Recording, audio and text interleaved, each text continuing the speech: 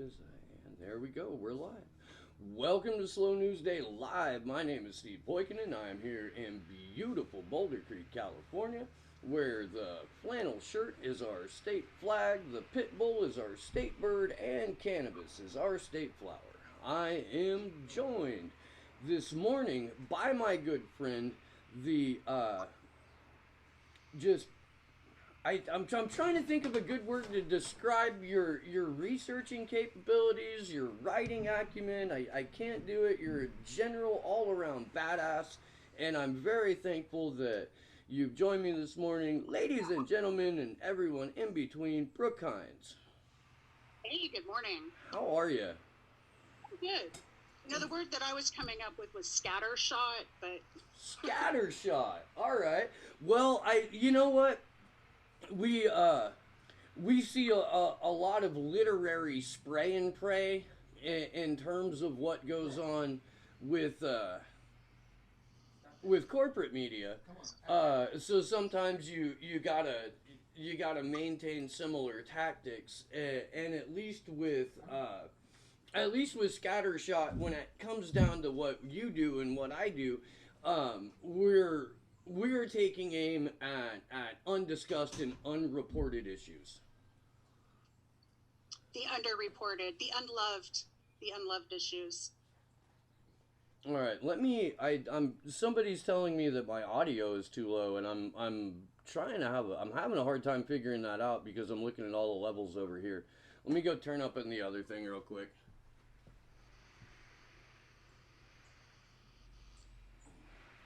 That should be better. It could also be that there's a fucking wood chipper going off about 3 houses down.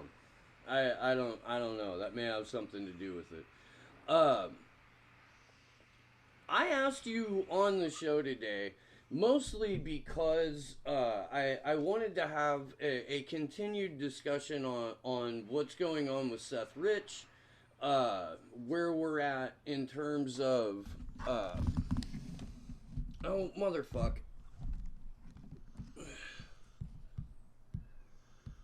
they're doing everything they can to fuck with me this week. I just spent. If anybody caught the free Assange vigil, my internet connection was going out about every 3 to 7 minutes, um, which was incredibly frustrating on its own, but doubly so because I was in motherfucking Silicon Valley, where none of that shit should have happened.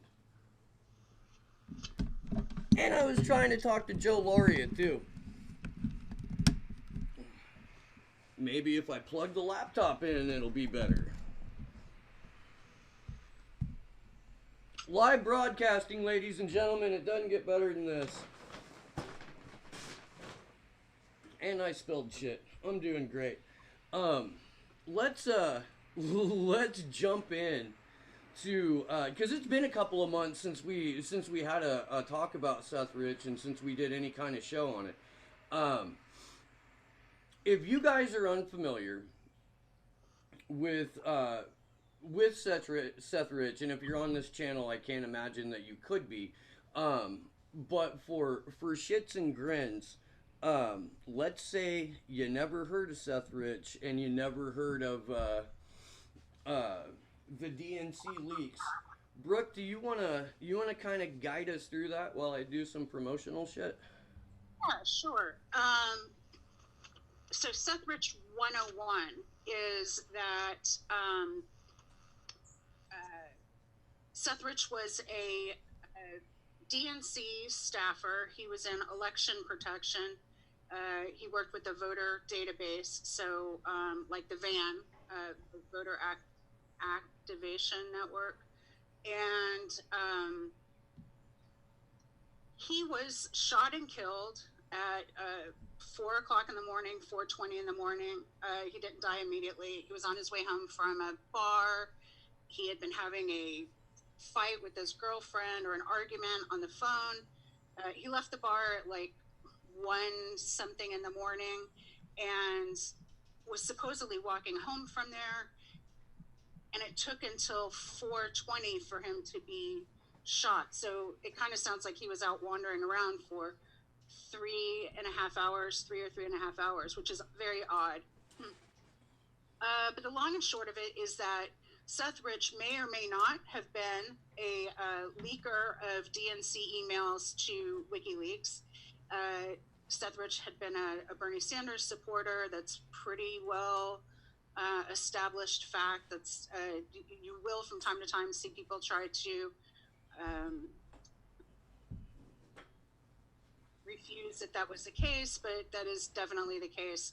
People have found his Reddit account and an old Twitter account that was attached to his Reddit account, and it's the same person.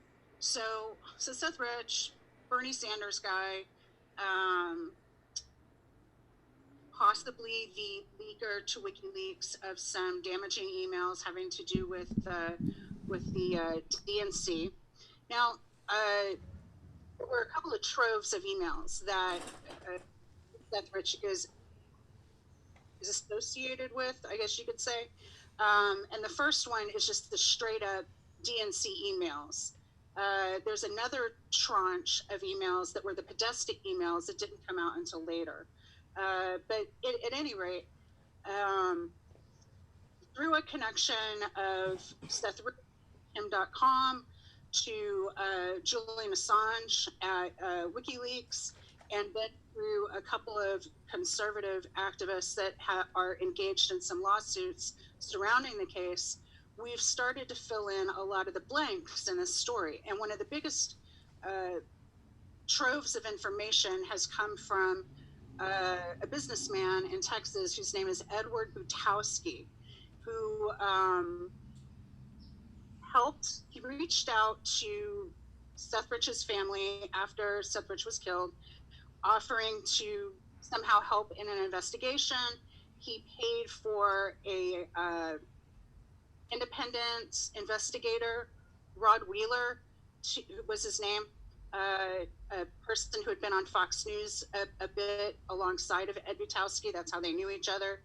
And this Rod Wheeler went and did some pretty basic private investigation kind of stuff through the Metro Police Department in Washington and in DC. And I mean, this is basic stuff. And so he just talked to a few people, tried to get responses from folks. And along the way, Ed Butowski is put in touch with Seymour Hersh, Cy Hersh. And for me, this is the linchpin of everything. Seymour Hersh was doing a parallel investigation because associates of his within the intelligence community had, I guess, blown the whistle isn't exactly the word. They'd sounded an alarm that there was something wrong with this case, that it was really fishy. And Seymour Hersh starts to investigate. Ed Butowski gets Cy Hersh on a phone call. Butowski records the phone call without Cy Hersh being aware of it, and then releases the audio. At first, there's an edited piece, and then there's the longer piece where you can really tell what's going on better. The long and short of it is when you look at Russiagate, there is almost everything has been refuted except for how WikiLeaks got the emails from the DNC. Now, if they came from Seth Rich, that means that this whole Russia interference thing, it has just been a red herring. They've sent us on a wild goose chase for no reason at all. Oh no, for a definite reason. For a 100 day, there's multiple definite reasons why you invent something like Russiagate, and this is something that goes back to at least 2013, if not 2012, on the debate stage, where Barack Obama openly mocked Mitt Romney for saying that Russia was the greatest threat facing America, and he went as far as to be like, the 1980s called. They want their foreign policy back, and and it was the big zinger from the whole fucking debate, and then you flash forward to 2015. And we know because of WikiLeaks, we know because of the DNC leaks and the Podesta emails, or specifically the Podesta emails, that Russiagate was being cooked up by Robbie Mook and John Podesta months before the election was over. The election had even taken place. Like, this is a thing where Hillary Clinton's participation in Uranium One and her personal dealings with Russia was identified as the single biggest weakness of hers going into the 2016 election. And so, in true Karl Rove fashion, or in true Joseph Goebbels fashion, they exploit their own biggest weakness by turning it on the opponent. And making 100% of the noise about Russia this, Russia that, and couching it in a way that, puts the onus of it on the Trump campaign, when in reality, we know for a fact that Bill Clinton was paid $500,000 by a Kremlin bank, that Hillary Clinton and her State Department oversaw the transfer of 20% of the U.S.'s uranium supply to I can't. I honestly don't remember if it was just a Russian oil oligarch or a Russian oligarch, or if it was a Kremlin-backed enterprise. I think it's a little column A and a little column B in that country anyway. He did a 20-minute, like a 23-minute segment during one of his live shows that he threw up on the YouTube channel yesterday, and he goes into detail on all of that. So, and I think it was a Ukrainian oligarch, but there was Kremlin financing. So there was Russian financing. They were on the side, by the way, they were on the side of the Eastern Ukrainians who were wanting to do business with Russia. And then suddenly something flipped, and they didn't want to do business with the folks on the eastern side of the country, who have ethnic ties to Russia, and all of a sudden that was verboten. Well, because this was also during the annexation of Crimea by the Russian Federation, by Vladimir Putin. And it was while we were openly backing a Ukrainian neo-Nazi movement to maintain Ukrainian sovereignty, and somebody in the chat said the expression "thicket thieves" comes to mind. That's mystery, and yeah, I mean that's precisely right. There's no getting away from the sort of incestual relationship that these world leaders and global business magnates share. And as we've come to find throughout the last several years, the linchpin is murder and pedophile blackmail. And we see the murder play out with Seth Rich. We see the blackmail play out with Jeffrey Epstein, with the continued disappearance of Ghislaine Maxwell, of the unlimited protection that these people seem to enjoy. And here we are, on a small YouTube channel, having one of the more in-depth conversations in the last 3 fucking years about it. Well, it's both exciting and sad, because, I think as people who really love journalism and appreciate the craft and the art of journalism, I love to read good journalism, and I've always been a fan, like in a way, people that are fans of sports teams or rock stars. It's a weird time to be alive, because the whole industry has gone down the fucking shitter, and that leaves citizen journalists to actually pick up the ball and do the work. And that, of course, leads to journalists becoming targeted. that leads to people like Susie Dawson who have to launch an entire campaign to combat the intelligence agencies that have been persecuting not just her, but Kim.com, as you mentioned, um, Jeremy Hammond, Daniel Hale, Chelsea Manning, and ultimately Julian Assange as their crowning achievement of silencing free speech in the 21st century. And the Patriot Act did a bang up job in and of itself. Um, We couldn't have seen that coming actually at the time. I think there were a lot of us with our hair on fire after 9/11, saying, look, this is nothing's good's going to come of this. If you're going to fight terrorism, but this isn't it. This is going to lead to shutting down journalism. This is going to lead to shutting down the stuff that makes the best stuff about what had been America with quotation marks around it. You know, you just mentioned Jeremy Hammond too, and I think it's important that people know that he is now in contempt, I believe, and in the same. He's in the same way as Chelsea Manning. he's in the exact same facility as Yeah. Chelsea Manning. They actually, I don't know if you caught it or not. I was able to do a live stream for the first time since the blackouts on Friday, and one of the focal points of it was a statement that Jeremy Hammond had released. Uh, Yeah. and it is one of the most badass things that I've read in a very long time, and it filled me with hope, because I hope that other people are. I find it as inspiring as I did, and the way that he went after.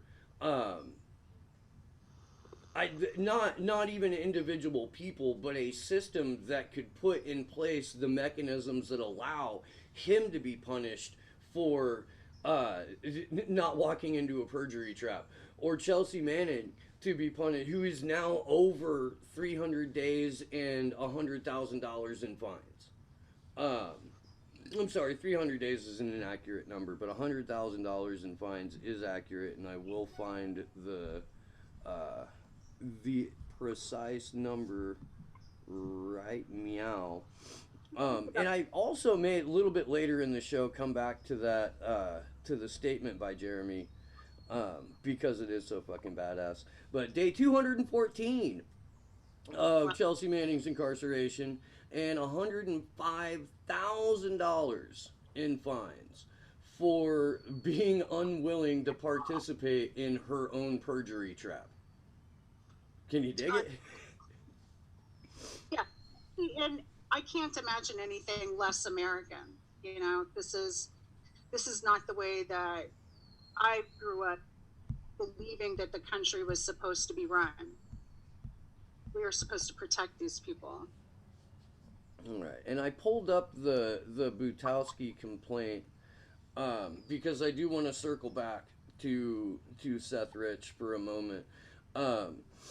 What's fascinating about that, and I asked you to suffer through the same podcast that I had to suffer through, because a good friend of mine, who is a very, very trusted source on all things DNC related from the 2016 election, got a hold of me and was like, you have to hear this, because this is a guy from the complete opposite side of the political spectrum as you, who's corroborating 90% of what you personally have said on your own show. And I think you should go ahead and take a listen to it. He calls himself John Here to Help. The podcast is like Surfing Santa or something like that. There's a lot of Q stuff. There's a lot of pro-Trump stuff in it. For about the first 15 or 20 minutes, the guest himself is breathing heavily into the microphone. And it's like hard. I mean, it's hard. You gotta... I couldn't hear that. Darth Vader. Yeah.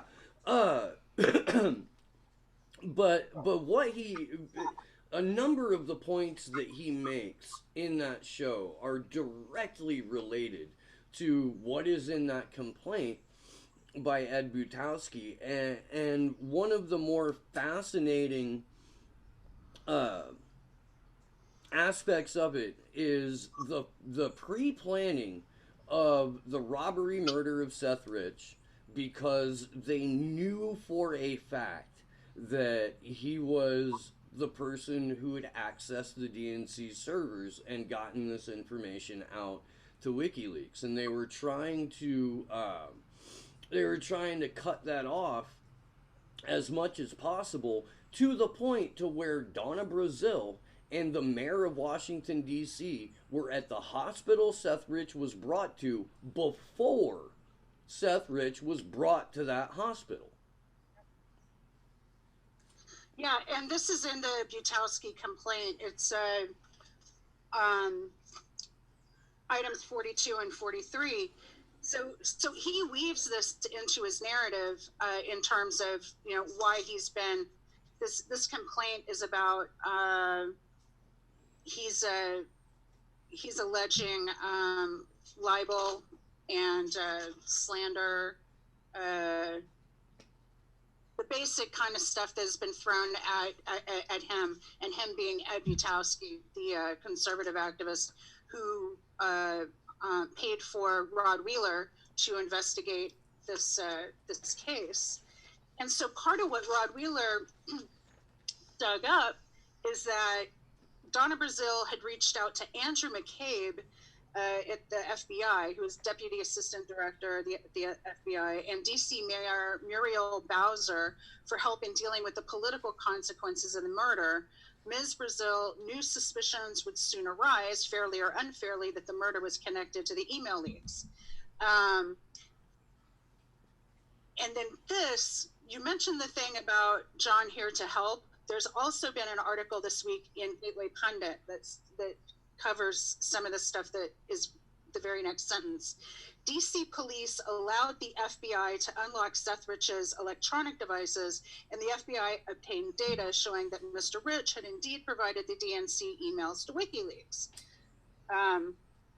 At Mr. McCabe's direction, however, that information was kept secret with orders that it not be produced in response to any Freedom of Information Act request. And so since this came out on July 15 of this year, I've been emailing back and forth with the lawyer, Ty Clevenger, about these FOIA requests. And he was actually expecting production of documents like the next week.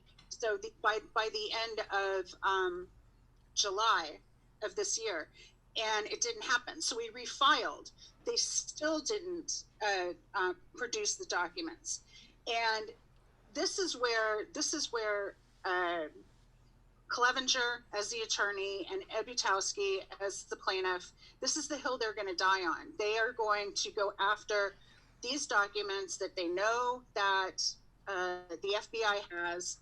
It's this piece of information is one of the main pieces of information that was corroborated by Cy Hirsch, that the FBI was able to get into the devices. They were able to see that not only that Seth Rich had been talking to WikiLeaks, but that he had set up a method and a manner by which to exchange files and exchange money.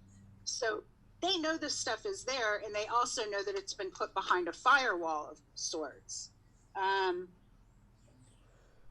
And then, and really, the rest is just kind of details on how the mayor and the DC police chief worked with Andrew McCabe to keep the investigation from going anywhere. So they just killed it, essentially. Well, and Andrew McCabe turned up in in a different investigation, because he was part and parcel of the group that was trying to oust Donald Trump, like from the get. Right. and for it just there's no separating the the relationship between the intelligence community and the way that it impacts the information that we're allowed to have as ordinary citizens.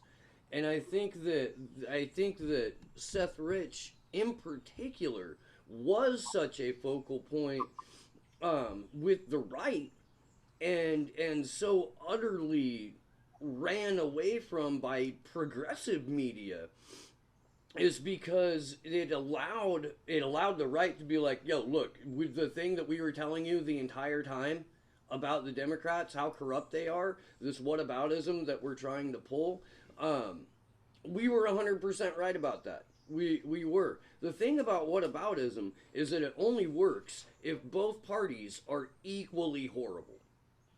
That's right.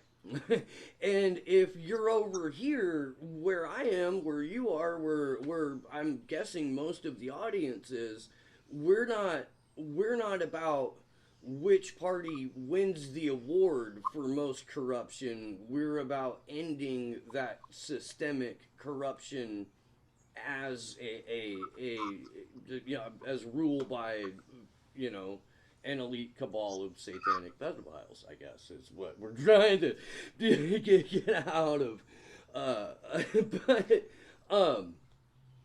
it's amazing to me that that more people in left media weren't trying to get more truth out about this situation.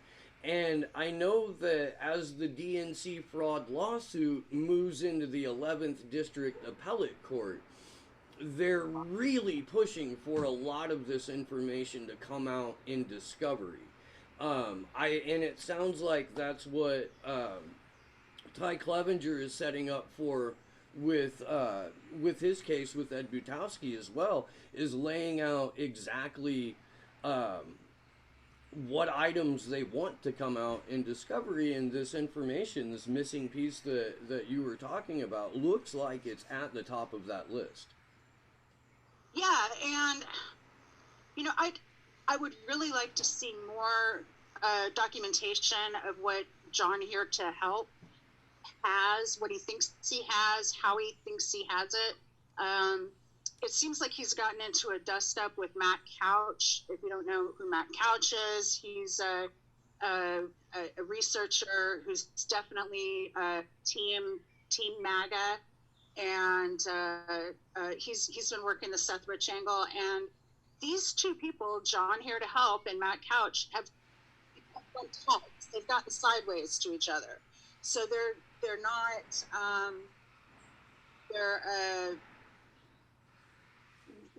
there's a mutual loss of trust there. And it seems to me, because I spent almost all yesterday after you contacted me, like, digging into this stuff. It seems to me like Matt Couch was the one to go get sideways with this John Here to Help guy.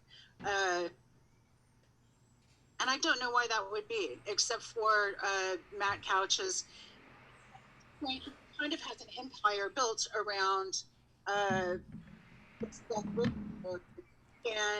and I think he wants to protect it.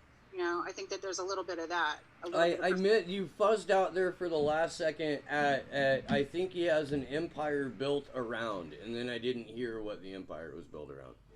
Yeah, I think Matt Couch has an empire built around doing this investigation. It's where a lot of his following is. It's where a lot of his sells swag. He sells stuff. It's kind of his thing. It's his version of Joe Rogan supplements. Exactly. All right.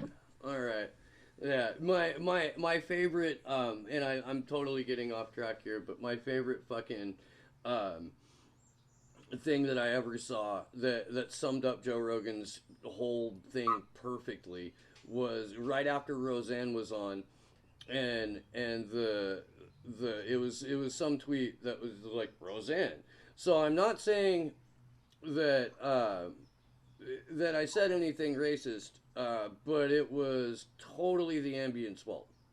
I'm not saying I did anything wrong, you know. And then it says Joe Rogan. Well, that's your problem. You don't sleep in a cryo chamber, huh? You know, when I was 39, I did DMT for the first time, and the ghost of my father appeared to me and told me to sell supplements. And that's Joe Rogan's show. It is. He's got this uncanny ability to make guests say things that they would ordinarily not say. And Right? I'm sure it's because they're plied with whatever substance gets them going, which I'm all for, you know. Uh, but outside of that, he definitely makes his money selling fucking supplements and mushroom capsules. Yeah, you got to have a side hustle. I'm a fan. I'm a super fan, actually, of nootropics or nootropics, that kind of brain pep kind of stuff. And I switch it up a lot, just because I've got a I've got a chronic illness that wants to give me brain fog. So I'm in this constant battle to try to fight that, either with caffeine or better sleep, and just anything I can do. But in fact, I was talking to somebody in your chat a few weeks ago, or maybe a week ago, about the different kinds of mushroom capsules that we take. So just fair warning, when I get my YouTube channel up and going, I am totally launching my own supplement. Fuck yeah! Hey, I'm all for it. I am. If we're going to exist in late stage capitalism, and we're not in the middle of open revolution as Ecuador appears to be right now, um, you still gotta fucking pay rent. You still gotta pay mortgage. You still gotta, at least California, you gotta pay $6 a gallon for fucking milk. And when I was over the hill the other day, I paid $4.54 a gallon for gas. Um, that was unpleasant. I did not enjoy paying over 4.50 a gallon for gas. Um, it Yeah, I'm all for you putting out supplements. In terms of that, dude, like, fucking go make your shit. I know that you're not going to use it to exploit other laborers. I know that you're not going to use it to let's say, like the Resnick family in Southern California, the pistachio farmers. You're not going to use it to destabilize Iran so you can corner the pistachio market and suck the water table dry down there.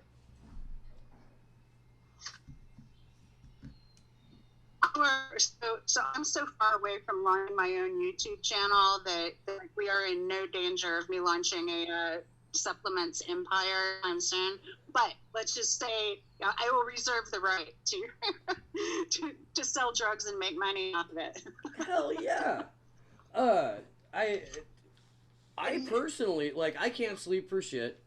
Um, we are having some connection issues, it looks like, on the receiving end. Or at least I am here in the studio. Um, but yeah, I can't sleep for shit. I take melatonin. I fucking, that helps. I take kratom. I throw a couple of spoonfuls of lion's mane in with the kratom. So I'm out of pain and my mind is focused, and I can do what I need to do at work. And this is not my work, yet. This is what I do when I have time to do it, when I'm not working.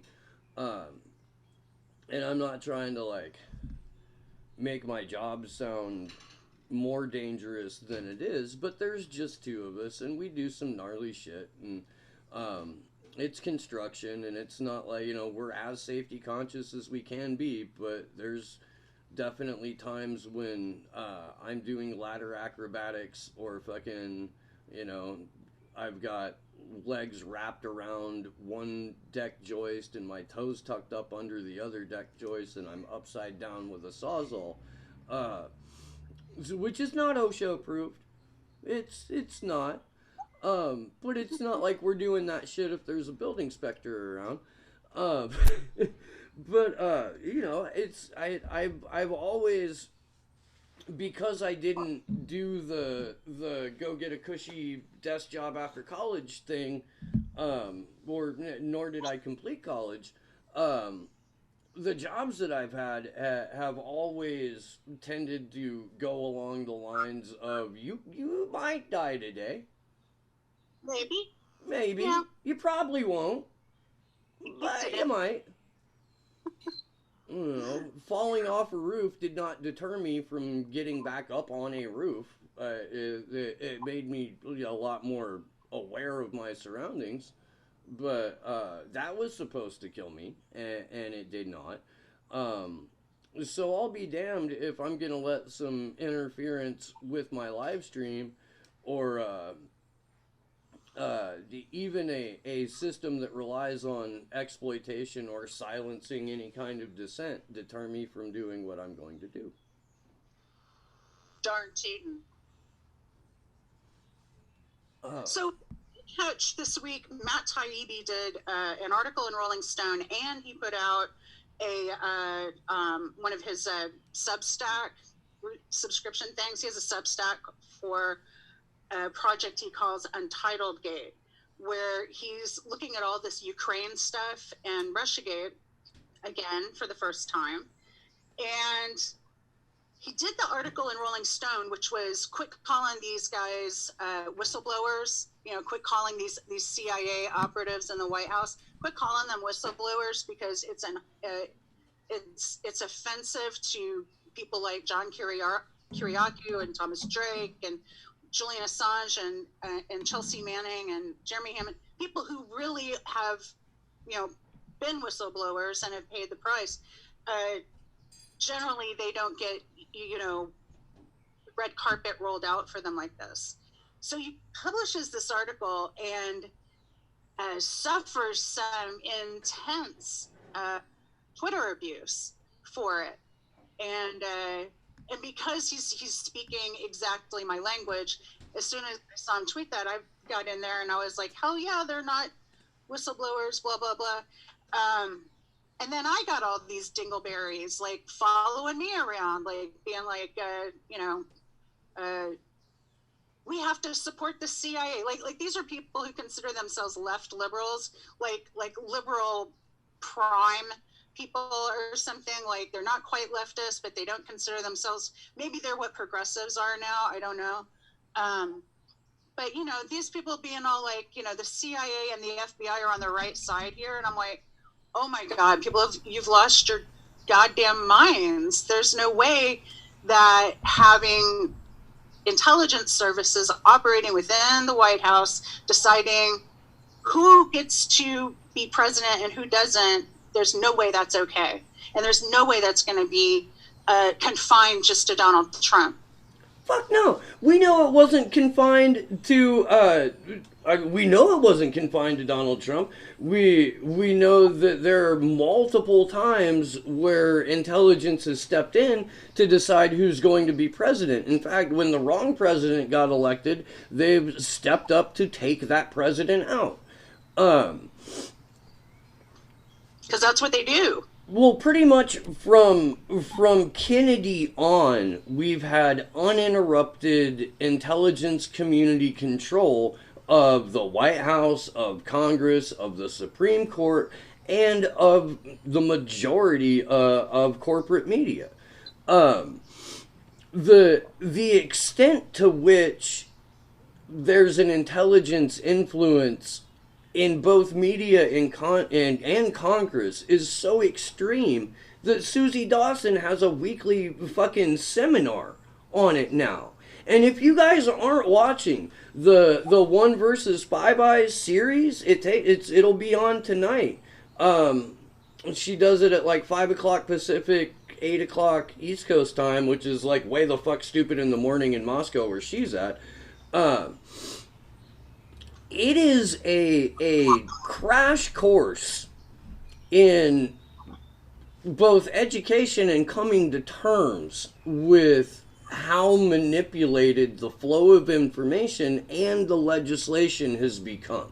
If you're unaware of the fact, before legislation shows up to Congress to vote on, it's already been determined by members of the intelligence community and then the lobbying organizations that act as, I guess, surrogates or go-betweens who reap the financial benefits by being sharers of information.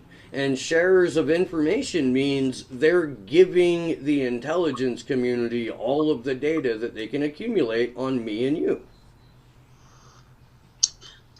Well, yeah, and you know that's where we were talking about how making supplements would be how we'd make money doing this thing. It's collecting and selling data is how they're God, it's like our generation's arms for hostages, or Iran Contra, only it's data instead of drugs that are being smuggled. Without a doubt. And while at the same time continuing the exact same shit that was going down during Iran Contra, doing the exact same destabilization all across Latin America. Right now, at this moment, Ecuador is, I believe, 13 days into massive indigenous-led protests against the austerity programs that the puppet Lenin Moreno put into place after he got the $4.2 billion loan from the IMF that was essentially the 30 pieces of silver to sell Julian Assange to both the British government and the U.S. government by having him removed from the Ecuadorian embassy.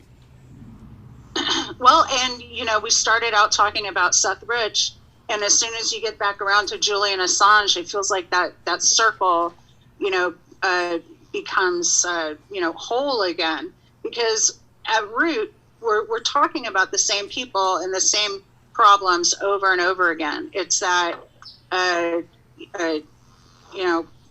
Julian Assange is sitting in a prison in Belmarsh, in very bad health, awaiting a bogus extradition hearing in February, all the way in February. He's being held under no charges.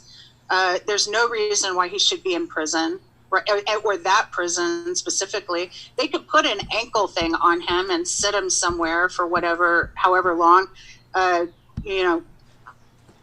do the right thing and give him access to computers and his team to be able to mount a defense. But instead of doing that, and this is what the Gateway Pundit article said this week, is that this is stuff that should have been covered in the Mueller report. Mueller should have interviewed Assange. Mueller should have interviewed a lot of these players in Europe. Mifsud being one of them too.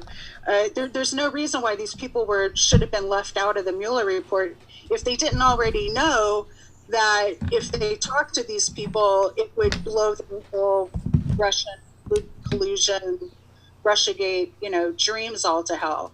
Because don't forget what they're doing. What they're doing with Russiagate is putting forth a political spectacle so that they don't have to hold an autopsy and they don't have to figure out why it is that Hillary Clinton lost to, clown supreme Donald Trump. That's all this is about. It's because Hillary Clinton can't fucking lose an election without everybody having to lose their minds and start a new Cold War with Russia. Well, I think that the new Cold War with Russia was something that was already part of the plan. Like, Hillary Clinton even said on the campaign trail that she was going to advocate a no-fly zone in Syria, that she was going to be much harsher with Iran and their allies, which of course is Russia and China. The new Cold War, it acts as kind of a a starting off point for the eventual war that we're going to get into with China if we keep allowing intelligence communities to pick who our presidents are. And I want to go back to the Matt Taibbi article because just the day before this article came out, you and I were both chastised in a DM group for discussing in very broad, very non-specific terms the exact shit that appeared in Matt Taibbi's article 24 hours later. And that dude got all pissed and slammed the door and left the group and fucking unfollowed me and wrote some nasty fucking conspiratorial shit about how insane I am for suggesting that the intelligence community may be involved in an active and ongoing coup to oust a sitting president. And what's Matt Taibbi's article called? We are in a permanent coup. And subtitled, Americans might soon wish that they had just waited to vote their way out of the Trump era, which is exactly what we were talking about. And we weren't, it's so crazy. Like, I feel like I've known that person since way back in DU days. And I've always liked him. And I never bumped heads with him for any reason. And this is the thing, after all this time, of supporting each other rhetorically, this was the thing that was too much, which is actually kind of funny, but sad at the same time, because I think this is how invested people are in using this ruse, any ruse, to get Trump out of office. And I would love for him not to be in office. Look, I've been in the same camp as Jimmy Dore since Trump got elected, in that my hope was, by virtue of how crass and how brazen and how not like the people who demand decorum from their war criminals are, that people would realize, holy fuck, there isn't an uncorrupted soul in this entire fucking government. Both parties are equally guilty of the same shit. Every time they throw something at Trump, it immediately blows back on them. And you find out that not only were they engaged in the same shit, half the time they were 3 degrees further along than what Trump is trying to accomplish right now. And that the exact opposite has happened, Brook. We've got people who are, self-described progressives or self-described leftists who are openly advocating social media censorship as a good form of how to deal with speech you don't like. We've got people who support the squad and fucking are like, yeah, we don't care why, we just need to impeach the motherfucker. And like, that is the wrong approach, because all you're doing, and this is something that really needs to be talked about more often, there's not a chance in hell the Senate is going to convict Donald Trump. It is much, much more likely that if the House votes to impeach, the Senate will outright dismiss the charges. And the only thing that will happen out of that is Trump's base will be more activated. The people who had thought about voting for at least general generic Democrats down ticket are all going to see them as fucking time wasters who went on yet another worthless, pointless witch hunt, when all they have to do is look at Donald Trump and go, you are violating every single use of force piece of legislation that we've had codified. You are illegally engaging in wars in multiple fronts and are responsible for escalating a drone war and a bombing campaign worldwide where we now drop a bomb every 12 minutes. That alone is enough to. You're still in Yemen, motherfucker! And we have children in cages in the United States. So there's a lot of things. There's 99 reasons to impeach Donald Trump, and this particular reason why they're going after him is a particularly weak strategy, because we have so much, we Democrats, whatever, have, we're dirty in Ukraine, and we've switched sides in Ukraine, and Ukraine is very, it's not going to work. It's not going to work as a fulcrum, because look at how easy they've been able to come back on that. Look at Hunter Biden, who stepped down from the Chinese company today. But didn't give up his 10% stake in it. Oh, that's a good question. That's a real good question. No, I don't. I read, at least before we went on air, everything that I could find on it said that there was nothing to suggest that he had given up his 10% stake in that company, only that he had stepped down from the board. They're so fucking corrupt. It's just, and you know, I get people feel like Ivanka and the Trump progeny are doing the same thing, and fuck, they are.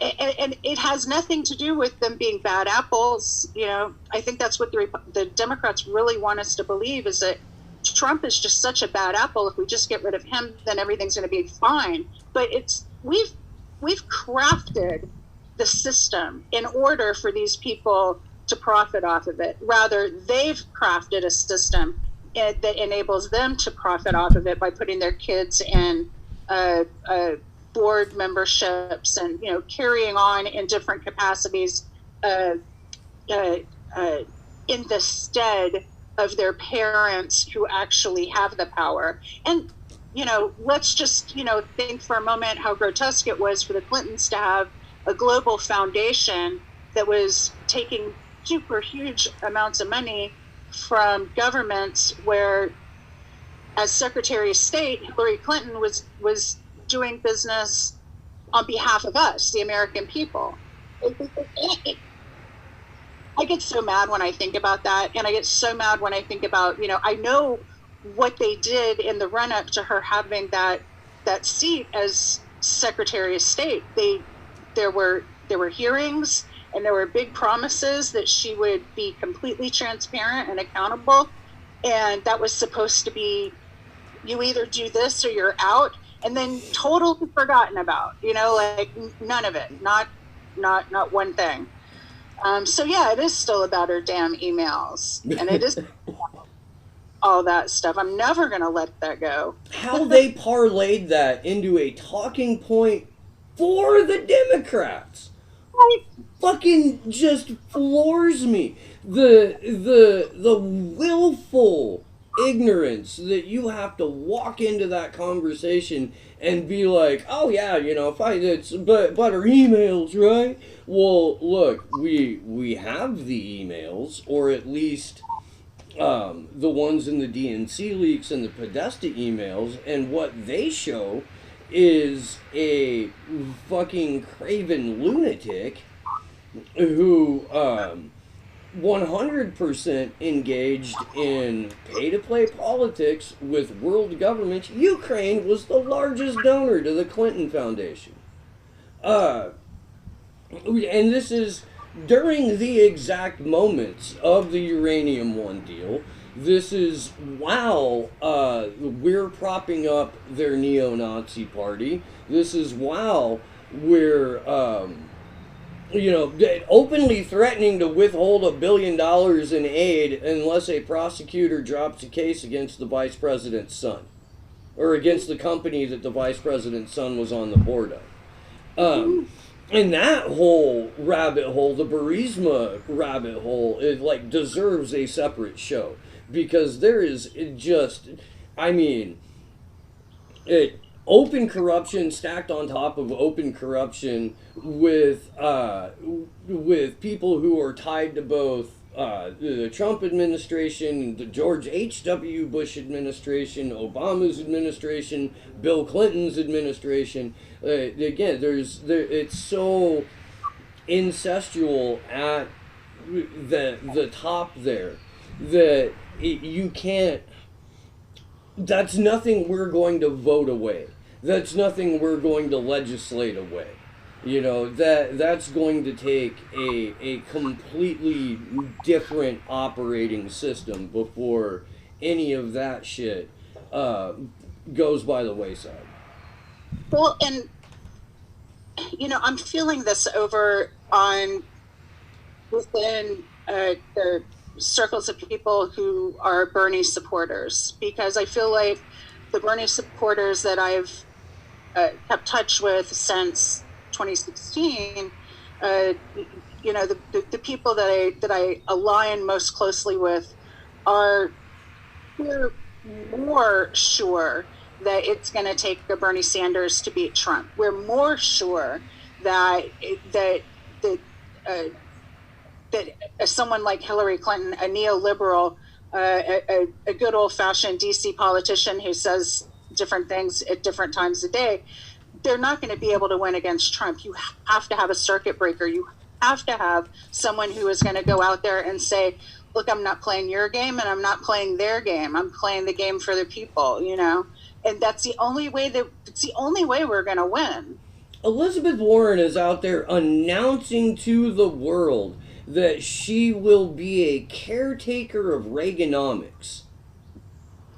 And there are still, even progressives that are promoting her or considering her as, okay, well, it looks like they're rigging it for her anyway, so I might as well go ahead and hope that we can get the best out of it. And everybody knows that Reaganomics has failed 90 to 99% of the population. We know that. We've had 40 years of living through it completely uninterrupted to decide this.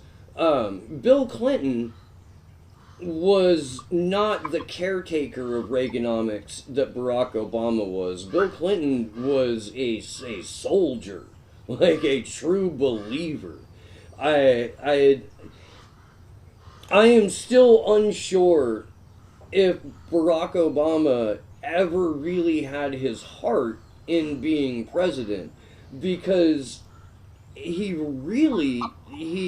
governed more like a rubber stamping bureaucrat of someone else's agenda. The Bill Hicks joke, the Bill Hicks bit where they take the president into the room and they show him the Zapruder film from a completely different angle and then ask, do you have any questions? And the answer is, just what my agenda is supposed to be. That seems more like what happened in terms of how Barack Obama governed, because he was such a caretaker. But Bill Clinton and his, the Democrats that managed not to lose their seats when Newt Gingrich's 94 wave came in, kept their seats because they were outrighting their opponents.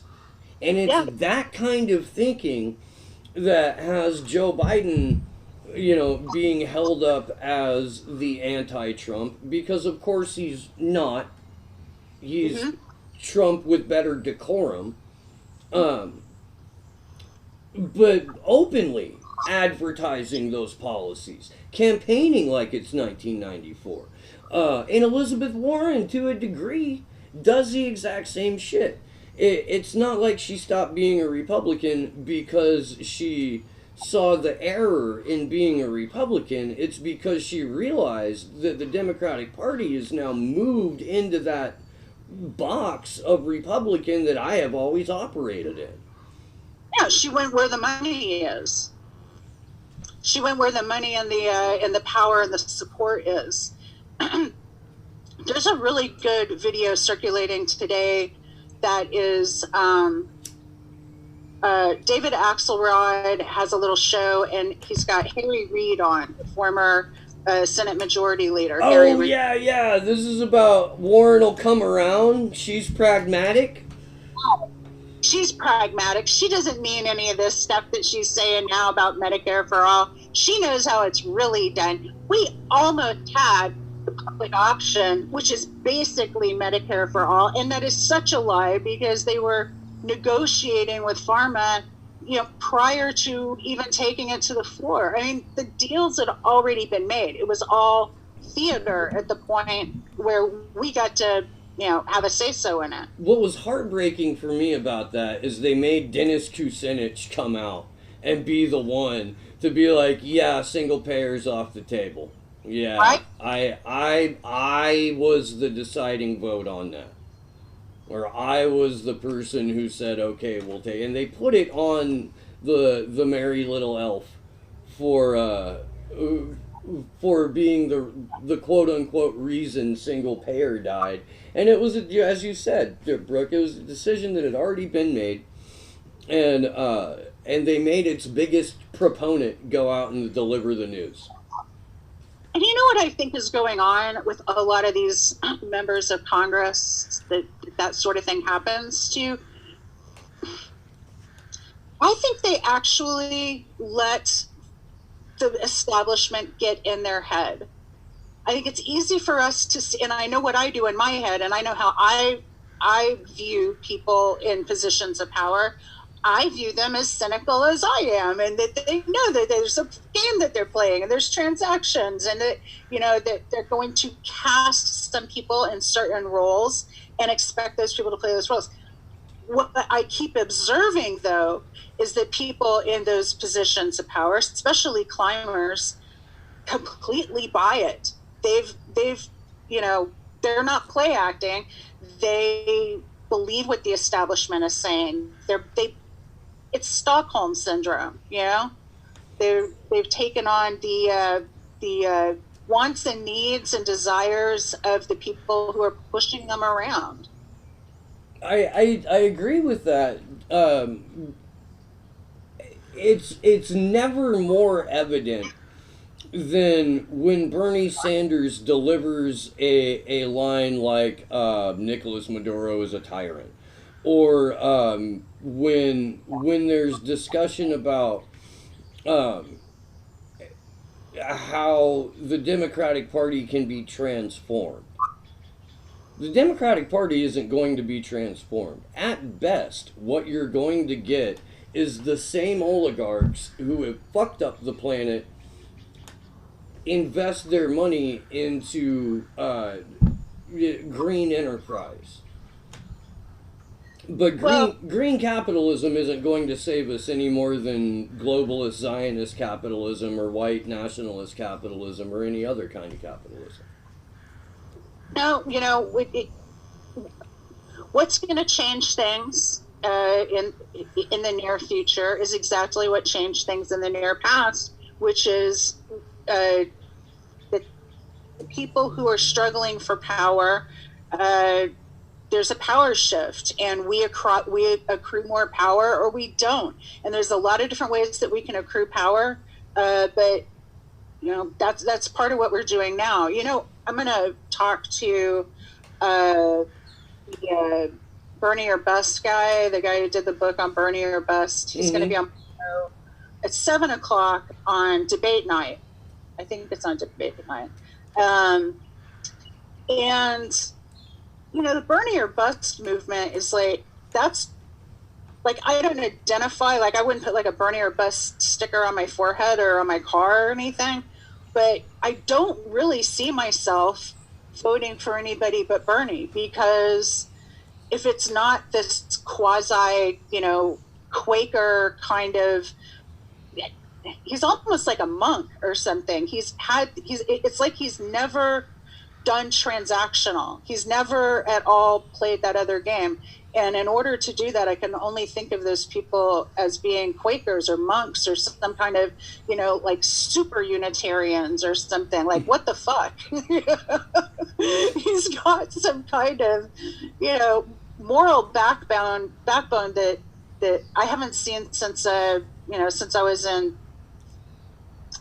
you know, church youth groups, you know, Right. like Unitarian church youth groups, which are totally a different thing. That shouldn't be talked about in public, though. So okay, like I went to a super like borderline Pentecostal church growing up. It's the Church of God, not the snake handling Church of God, but the Church of God out of Anderson, Indiana, which is like an internationally recognized thing. It's pretty creepy. There's a whole week of revival that takes place in the town called camp meeting, and fucking people come in with their RVs from all over to church it up, and like it's. I'm really familiar with Church of God because I did a lot of marketing for Church of God college in East Tennessee. Milligan, Okay. like One more time. Milligan. Okay. It sounds familiar. It does. My mom taught at Anderson College, Anderson University, which is one of the like larger Church of God colleges. At any rate, I was in youth group, and I can guarantee that we did the exact same things that the Unitarians were doing in youth group. It was just we had to be really good at not getting caught, and we had a lot more snitches. But I mean, I can remember like in 7th, 8th grade, you know, going to a fucking statewide youth event and having the counselors being like, all right, look, if you're gonna, please wear a condom and shit like that, and like we know what goes on here. It's fucking it's a fucking weekend long, you know, teenage suck and fuck, and like the just don't get caught, okay? Just don't get caught. And like Me and my friends were so fucking punk rock. We hated all of that shit, even in the Unitarian church. And so like, you know, like Unitarians would, you know, they would basically organize activities so that, you know, the youth could, I don't know, explore their boundaries with other people or something. Like love feasts where you had to like feed other people. You can like feed yourself, which I don't know, whatever, hippie shit. right. So they'd be doing these workshops on massage, like how to give a good like back massage. And me and my friend Allison, God, I miss her. We'd go and play. What was that record? "Shake Your Booty" by what's his name? Frank Zappa. We'd play Frank Zappa as loud as we fucking could, and like just yell the lyrics to Bobby Brown. I was gonna say Bobby Brown is on that album, but that is a fucking raunchy ass tune, man. Raunchy. Like, you people are gross. We're gonna go outside and smoke clove cigarettes and be angry. Yeah. We had those, but we also had like shitty weed. Or at least in 7th and 8th grade, we had shitty weed. But by the time I could like drive, I was done going to youth group. You know, regardless of how my parents felt about that. But if you were going through a dry spell and your hometown wasn't giving you any love, then a youth group function was certainly like in the cards, you know. I can't imagine it's any different today, but I think that they're probably they're probably a little bit wiser as parents as to what's really going on. Yeah, if I'd had kids, I wouldn't let them go to that shit. No way. But the point was that Bernie Sanders has this 70s hippie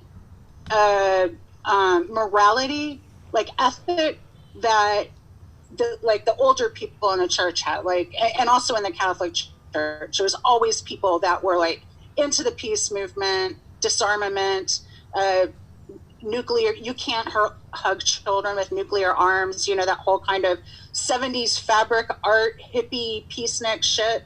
Mm-hmm. And it's like he's come out of that. It's like it's 100% authentic. It's 100% can't be ironic. Like Bernie Sanders, I don't think could have been a presidential candidate in the 90s because our irony meters were set so high. We wouldn't for it. We'd be like, who's this old hippie dude, you know? But now we're back to being like, okay, I can be totally earnest about this shit because it's getting really real all of a sudden. I think that Bernie Sanders believes 100% of his own backstory, and I think that for the most part it's a genuine backstory. I have a lot of problems with what I perceive as his imperialism. I have a lot of problems with big centralized government, you know.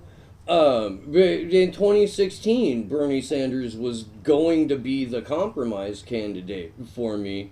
And I ended up doing what I had planned on doing in the first place, which was writing in Cynthia McKinney's name, because I'm going to do that. Like I haven't stopped voting for her since 2008 for president.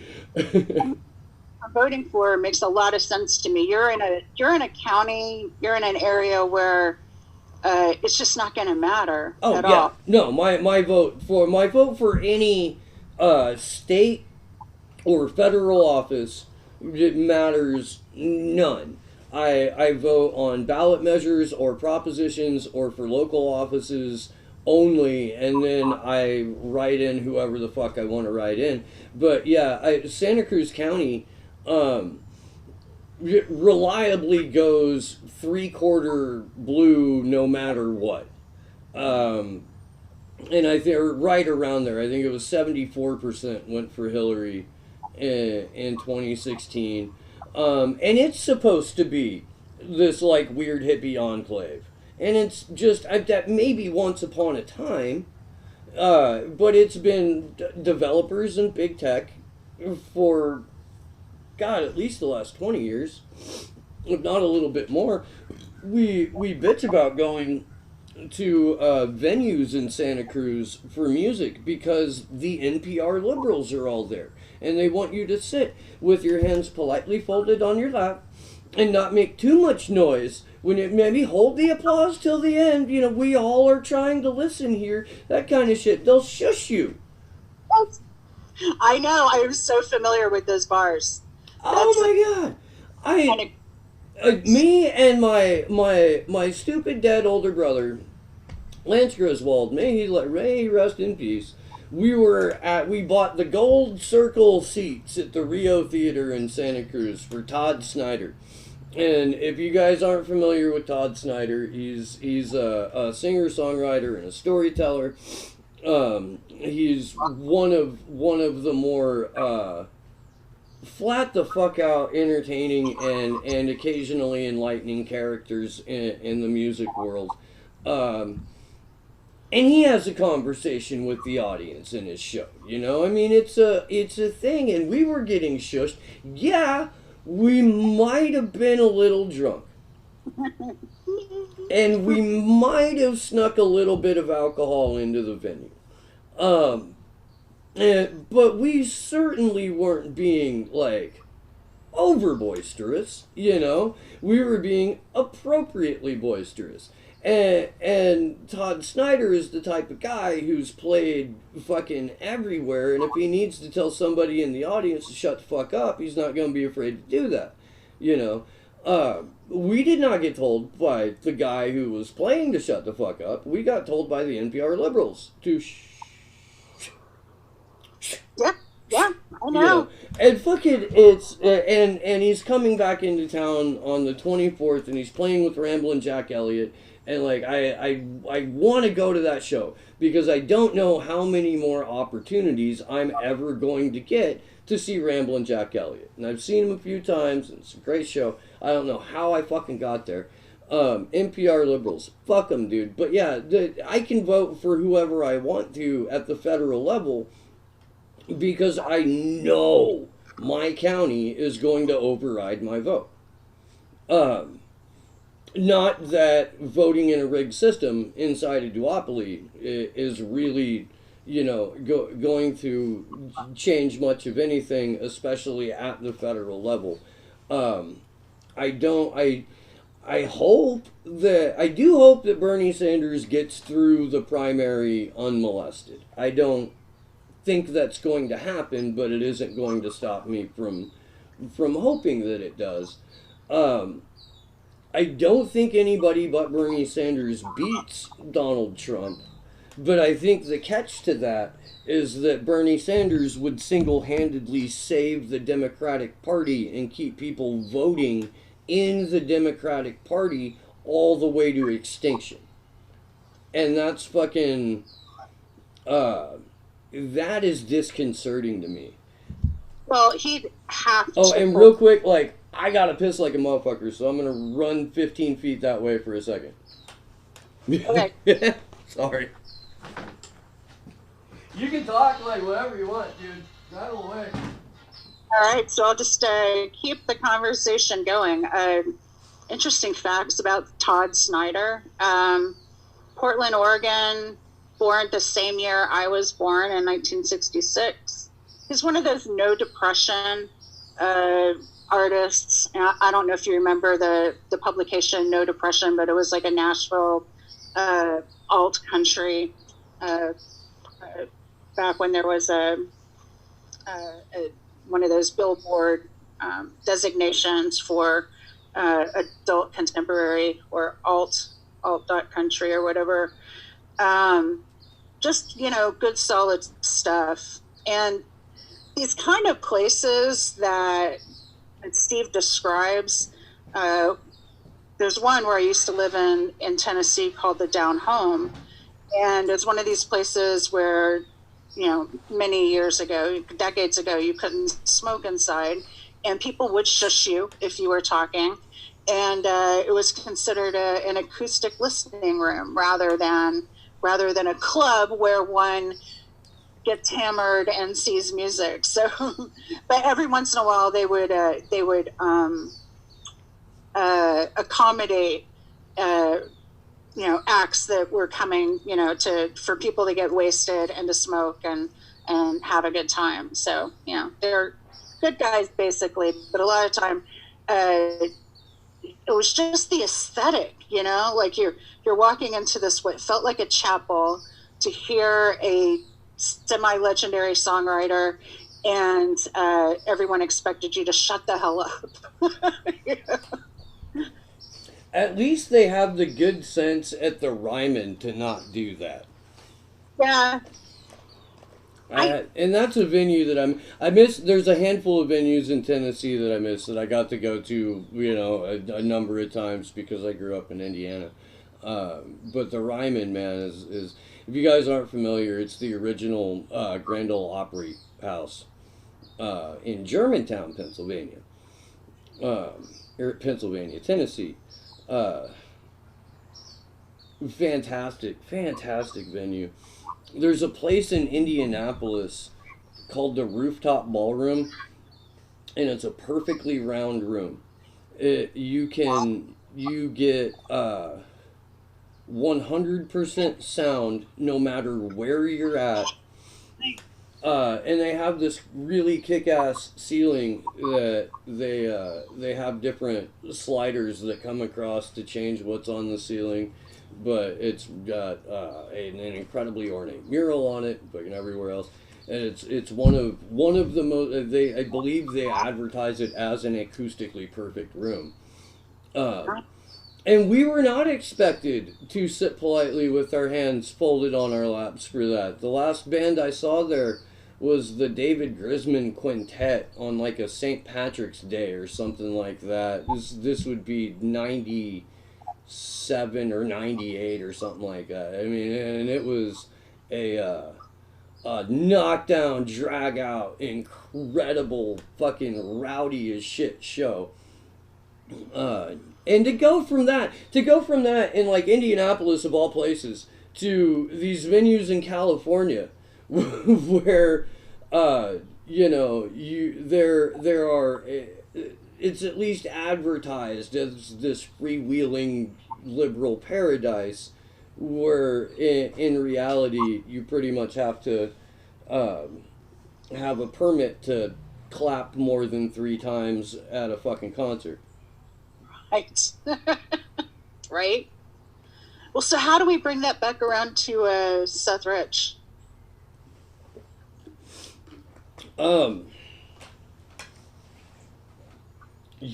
I know that I know that you're never gonna hear any kind of realistic conversation about Seth Rich if you're trying to have it with an NPR liberal, and I'm not incredibly sure how to bridge that gap, because if someone that you've been you know, who's been supportive of you've been supportive of for a number of years, will shut the door over referring to what's taking place in the country as a coup against the sitting president, like, and then the next day an article comes out explaining exactly what it was that you were talking about, in crystal clear detail. Like, I don't know how you can broach a subject like that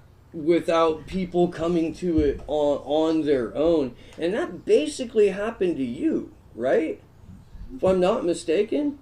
Like, wasn't it the whole Seth Rich thing that kind of pulled you away from, well, there's a chance to reform this party? So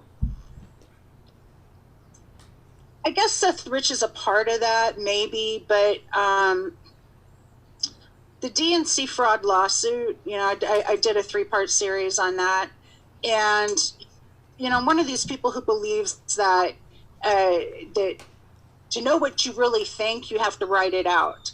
And having written out a whole bunch on DNC fraud lawsuit, it forced me to make some decisions about what I was, you know, whether I thought things were ethical or on the up and up, and whether they're not. And I came away from that feeling like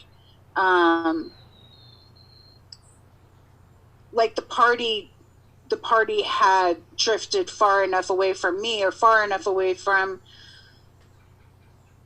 playing it straight, you know, so that you can trust them, that I was, you know, I'm like, I don't feel like I even know what support of the party would even look like at this point. So you, like, whether or not I vote for the top of the ticket, if the top of the ticket isn't Bernie in the presidential election, doesn't seem to be a high enough bar to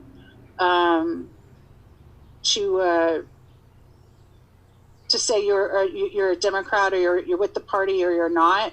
I mean, that seems kind of trivial. And it also seems like exactly the kind of political action that politically engaged people would partake in, you know, like, I'm going to withhold this vote for this important thing on a principle X, Y, or Z. That's what people do. That's how you accrue power. That's how it's done, period. Like this weekend in Orlando, there's the Florida, we have these 4 times a year, Florida Democratic Party convention. So they're all meeting at Disney, and I keep getting these calls of people like, they're like, here's what's being gossiped about, blah, blah, blah.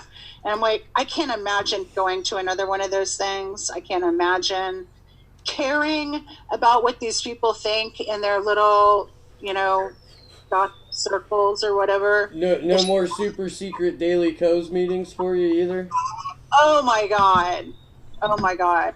Hey, do you know if, like, if anybody else we know went to that? Like, was Pat the Burner there, or anybody Has anybody else mentioned it? Because I know that on Saturday when I was there, and I was just, having that creepy feeling of these are all pod people and I'm the last non-pod person here. Some Bernie people came in and, I could tell like a couple of these guys were like, I'm just here because I had the opportunity to come and I live nearby. Mm-hmm. And just checking out how this is looking. In other words, they weren't committed to the Daily Co's as an institution or their agenda. Pat's never talked about it. He lives up by Sacramento, so if it was in Southern California, and he doesn't drive.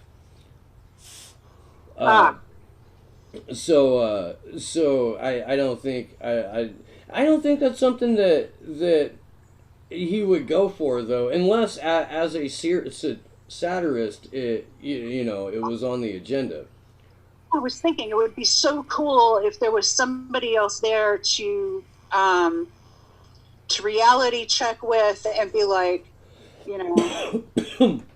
you could go looking on Twitter without being too divulgent, I think. I don't know. Like put the question out there. Yeah. Yeah, I might do that. Yeah. I went to one, I don't think it was a Netroots Nation yet. I think it was still a yearly co's. Which is what they used to call the Netroots Nation thing, which is now basically just like a giant centrist Burning Man sort of thing that takes place in hotels instead of the middle of the desert. Not good. But it was terrible, man. It was absolutely terrible. I think the big speaker that year was not yet a Senate contestant, but still author Al Franken. Oh, wow. Yeah. Wow. Yeah. And like Dennis Kucinich was there, and it was the Daily Co's used to have this thing they called Orange to Blue, where they were trying to take really quote unquote progressive candidates and get them elected, to get them to beat, sitting corporate Democrats. And it was a thing that I guess on the surface kind of looked legitimate, but then you realize that no, they were just putting younger, fresher, more corruptible Democrats in place of the ones that had been around since like basically the civil rights days, and had some form of, I guess, classic liberalism left in them. They were still trying to get rid of the people who hadn't gone fully third way. It makes sense to me because that's just who they would automatically say, they seem appealing, they seem dynamic. I can't put my finger on it. Maybe it's how they're super centrist and lame. Yeah, but they don't make my skin crawl. Yes, yeah. That's right. And not that I can quantify that, but I don't fucking I don't understand how, and I guess it's really only a few million people out of 325 or 45 million or however many million of people we have, but that millions and millions of people still watch cable news and haven't figured out how mind-numbingly just full-on retarded you have to be to buy that shit.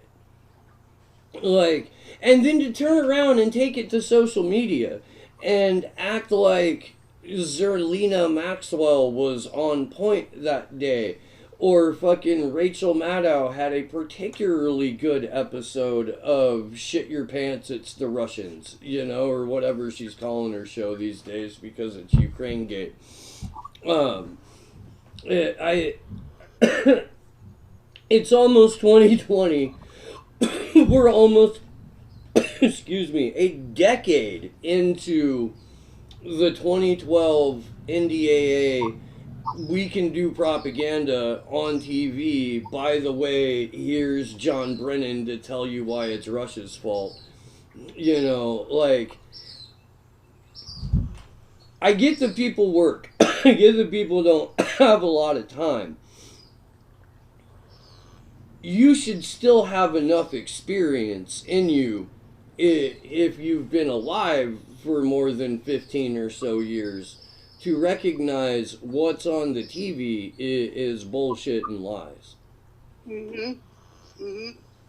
Well, and it's so much more so. I mean, we've got MSNBC and CNN, not just mostly full of spooks, they're like completely full of spooks. And CNN is actually worse than MSNBC, although, you know, with John Brennan at the, you know, headlining the spooks and former spooks lineup for MSNBC, that's pretty amazing. But they've got on CNN, they've got Mike Morrell, Andrew McCabe, Clapper, Rogers, Comey.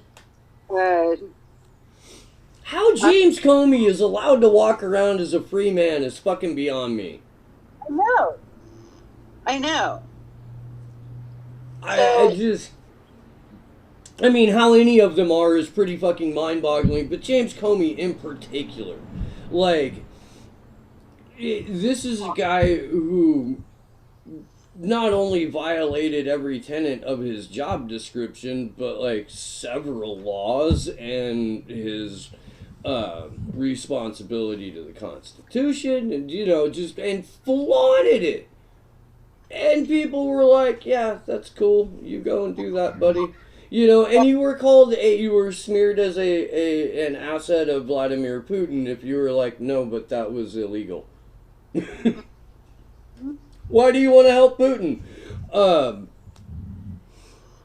If that's really the best you have, like if that's your argument about supporting one kind of corruption over the other because you think it might benefit Vladimir fucking Putin, like I highly suggest that you disconnect every device that you have. You cancel your cable, you don't read the newspapers, you go out to the woods, you eat a bunch of mushrooms, and then you come back with a completely different perspective. Just do that anyway. Yeah, just do that anyway. Like, as soon as we're done with the show today, if you have a big bag of mushrooms, go right out into the woods, eat them, spend some time out there communing with the spirit world and the natural world, and come back with a refreshed perspective, or as Bill Hicks used to put it, taking a squeegee to your third eye.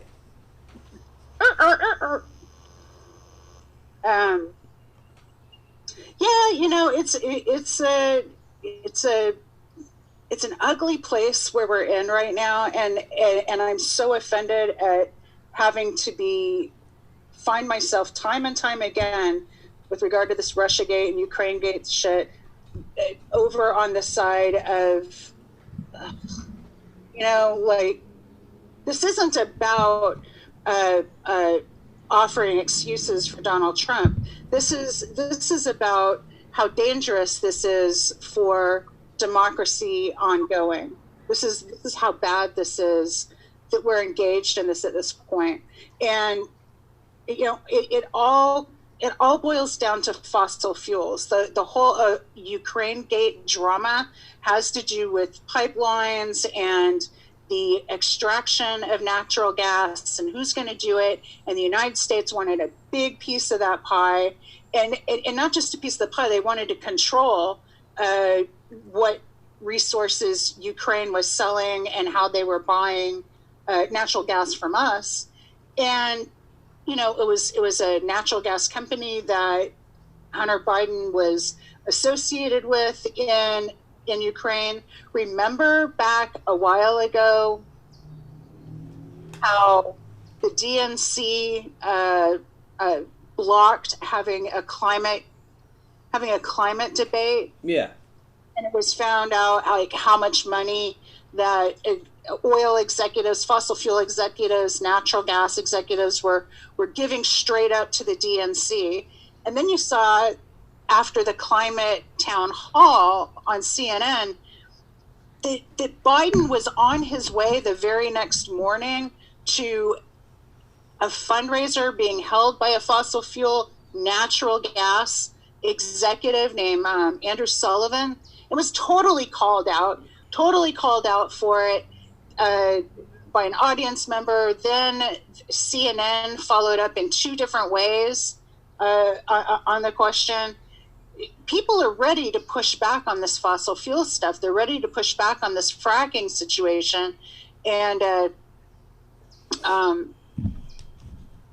I think the reason for that is I guess we've run out of countries in the Middle East to topple and overturn, and now we're working our way through Ukraine and Russia, and we don't need to be engaging in any kind of war with Russia, whether it's for resources or whatnot. It doesn't matter. That's to nobody's benefit. Well, you're right, but we can't openly declare war with China. Right. We can't even openly declare war with Russia. We can sanction the hell out of them. We can withdraw from a nuclear treaty, which, by the way, nobody fucking talks about. Donald Trump, the fucking quote-unquote Russian puppet, ripped up the nuclear treaty that we had with Russia and fucking has heavily sanctioned the country.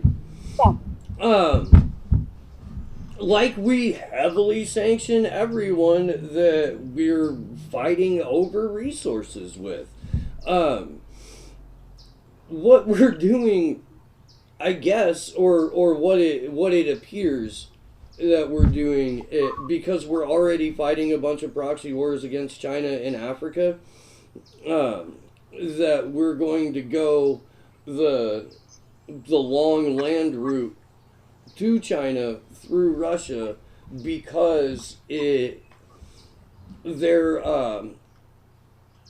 I don't know, they're a country that we've been propagandized for so long to believe is the enemy that Americans have no problem believing that Russia is the enemy. Clearly, for years during this Russiagate bullshit, there were even fucking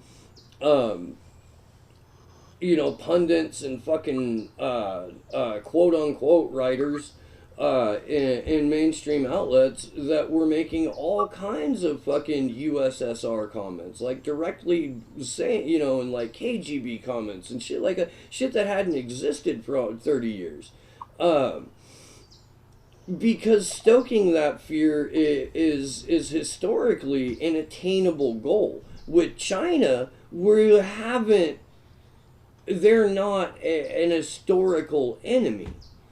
We've never been involved in an open war against China. The closest we got was Vietnam. And that turned out fucking horribly. Just as a proxy war. And, with regard to, China, there's a lot of talk about how going after Russia first is a way of getting to China, because these are two economic powers that are aligned against each other. And, all of that just none of that is stuff I care about. What I think is relevant that people should understand is that China and Russia, what's going on right now is economic entanglements. We're trying to maintain hegemony over the trading partners having to do with Russia and China. Russia is.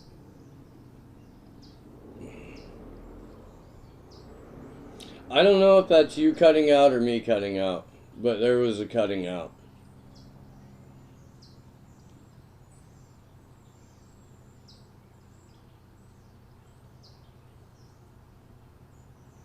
You cut out there.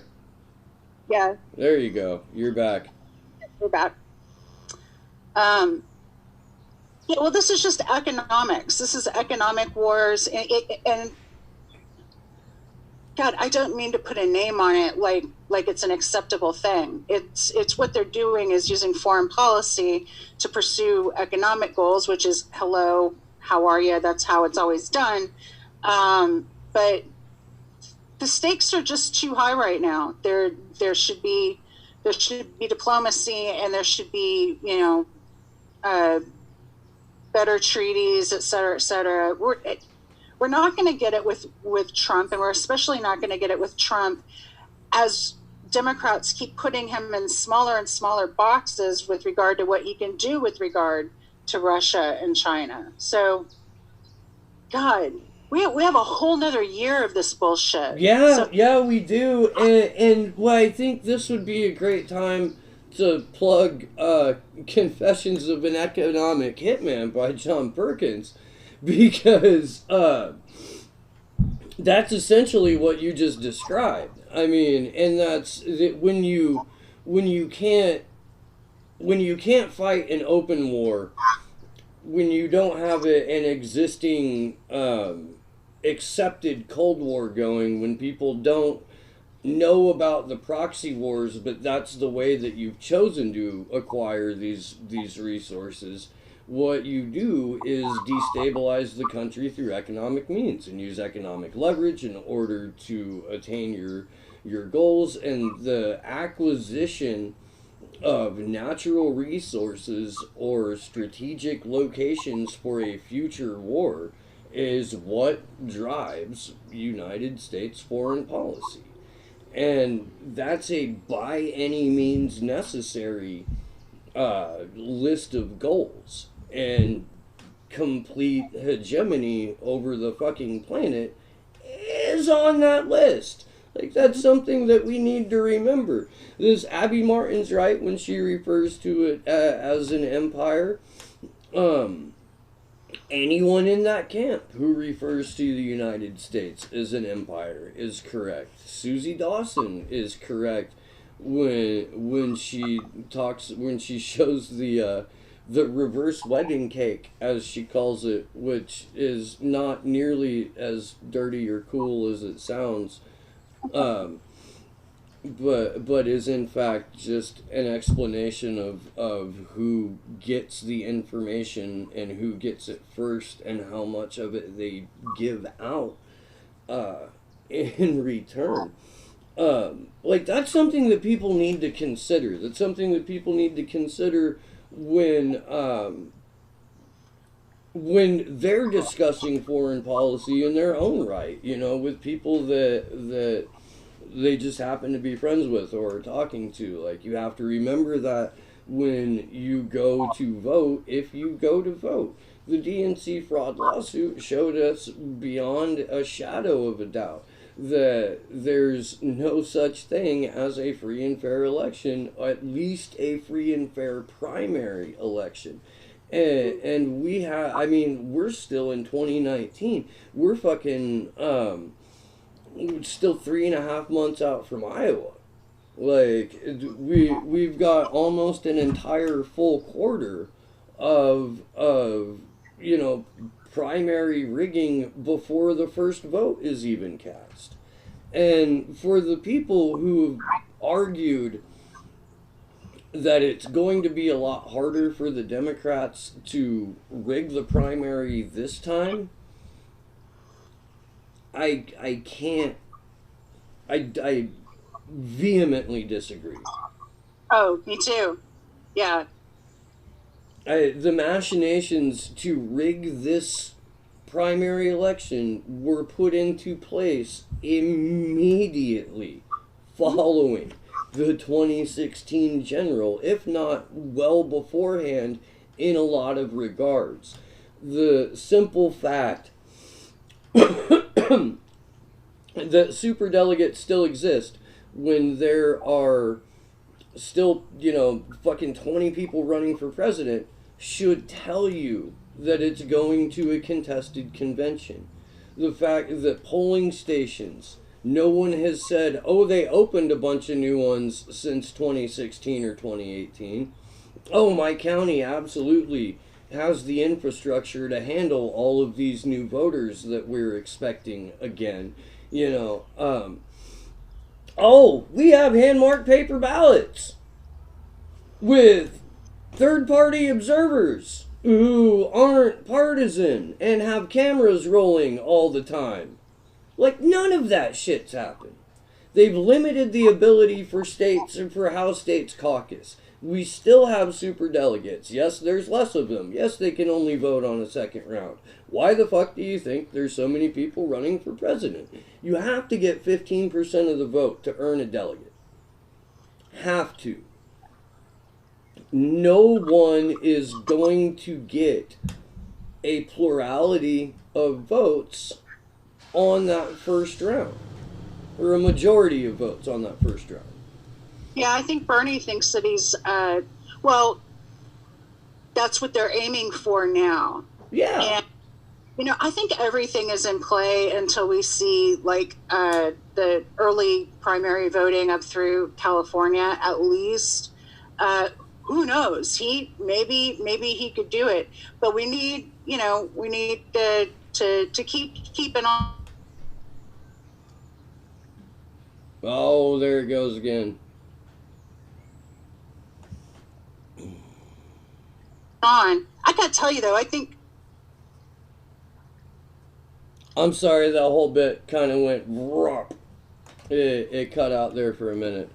Yeah, it says the connection is unstable. So we have a neurotic connection.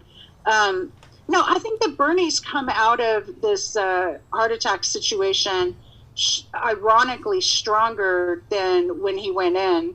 He's looking better, he's sounding better, and he hasn't missed a beat. And he said, having a couple of stents in place and being able to go to the doctor when you feel bad enough to go have made the difference. And too many Americans are unable to make that choice. That's damn right. That is absolutely damn right. And then just today he's on ABC This Week, and he's saying they put out a quote yesterday of him saying the contrast between him and Elizabeth Warren is that she's a capitalist to her bones and that he's not. And he's getting out there. He's not using weasel words. Who knows? Maybe he could run away with the election, and we wouldn't have a second round. And how sweet would that freaking be? I agree that I agree 100%. I do. What I think is that's the only way it happens, because if the people are on the ground supporting him in the numbers that it looks like they are, and if those genuinely turn into votes, which is something that historically doesn't happen, but if they do genuinely turn into votes, and there is significantly less chicanery at the actual polling stations, individual polling places. Like, if all of those things happen and he gets and just fucking crushes the primary,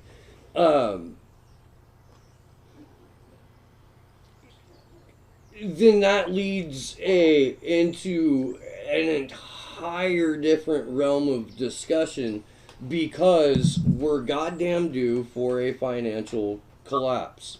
Oh my There, God. Totally.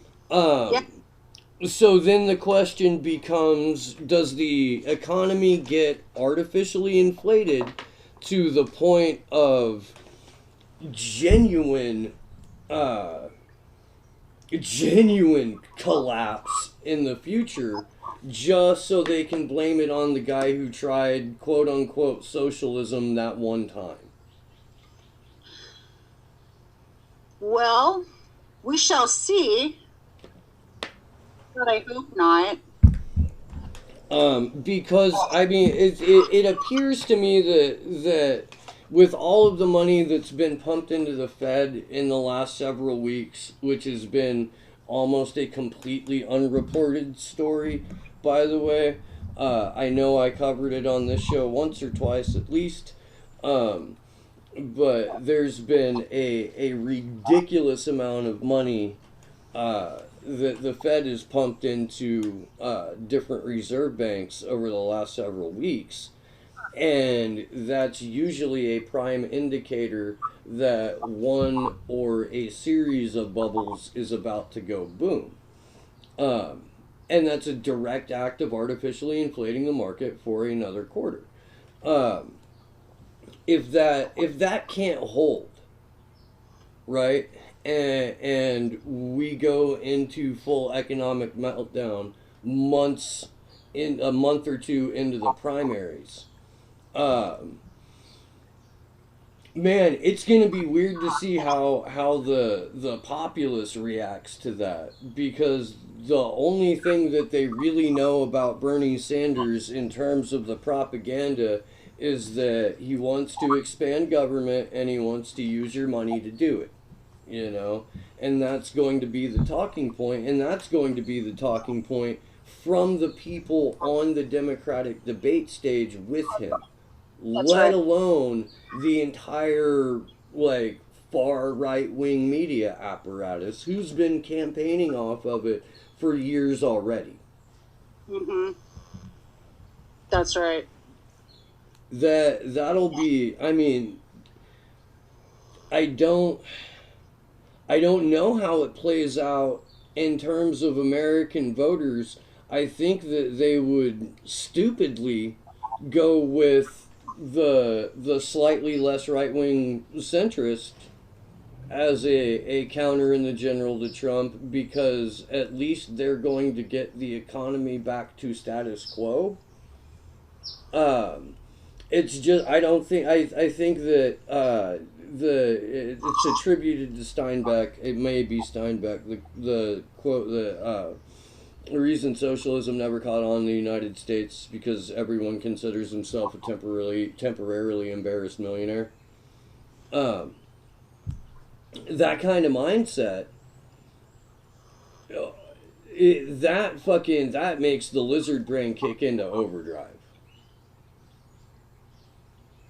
Do you know what I mean? It's lizard brain, and it's. I feel like where we're at right now with regard to people like even openly talking about civil war, the prospect of a big downturn, even a big downturn just on the diminutive size, I would say, as the last one around, because that wasn't like, they still didn't want to say that that was like a full blown depression, Right. you know, like uh, like 1920, 28, 29.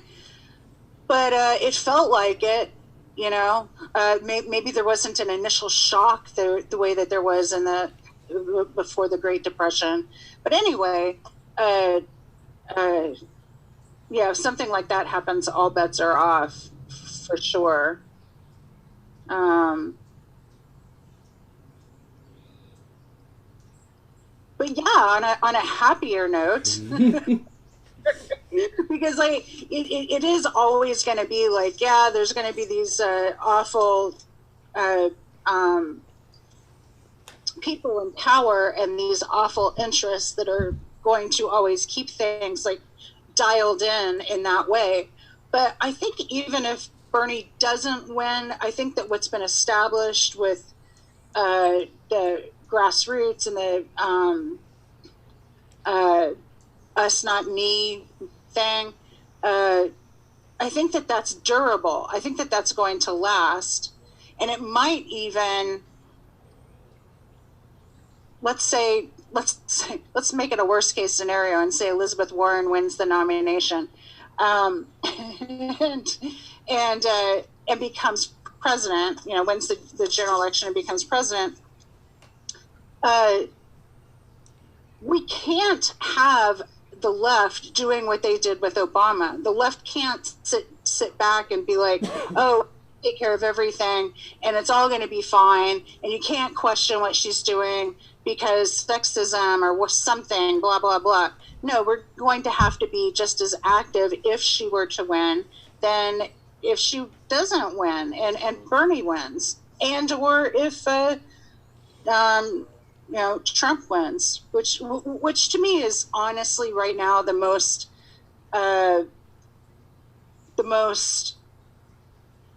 likely of outcomes if the establishment has their way and gets a Beto or an Elizabeth Warren or a Joe Biden, any of those characters.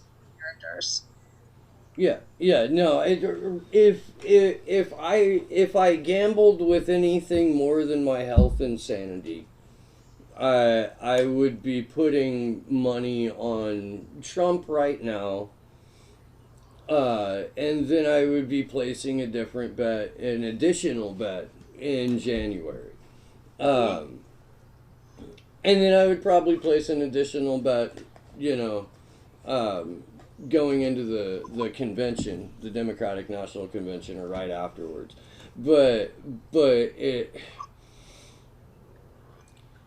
Tulsi Gabbard is getting shit from Bernie Sanders supporters for pointing to, among other things, the most recent New York Times hit piece saying, look, man, there's obvious rigging going on and it affects me. And there's people who are tripping over themselves to walk around the fact that she's right about that, because people on the right have said nice things about her.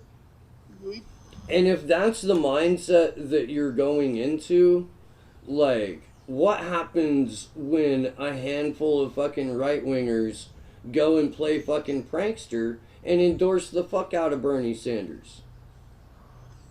Are you gonna be that much of a fucking child then, too? Like, what this primary has done to a lot of people on the left, quote-unquote left, is something even worse than what Barack Obama did by putting them to sleep. And that is, it has become so fractional and personal in terms of how people are treating their preferred candidate, that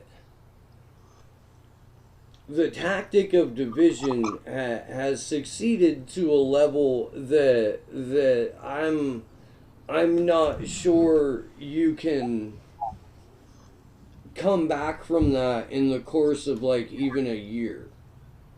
Like, I think that the way that people have become so personal with each other, the way that content creators have tribalized their audiences up so much.